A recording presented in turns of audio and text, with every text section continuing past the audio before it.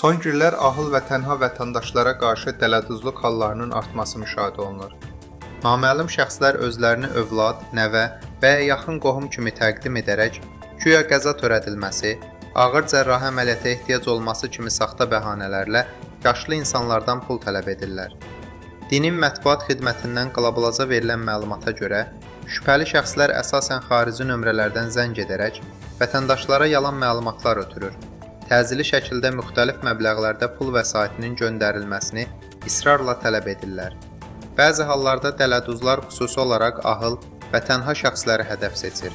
Onların yaşadıkları ünvanlara kuryerlər göndərərək vəsaitləri nağd və ya onlayn formada ələ keçirməyə çalışırlar. Bu kimi halların qarşısının alınması üçün vətəndaşlara tövsiyə olunur ki, daxil olan zənglər üzrə verilən məlumatları mütləq yoxlasınlar. Tanımadıkları şəxslərə və ya şübhəli zənglərə inanaraq pul göndərməsinlər. Şübhəli hallarla üzləşdikdə dərhal 102 zəng mərkəzinə müraciət etsinlər.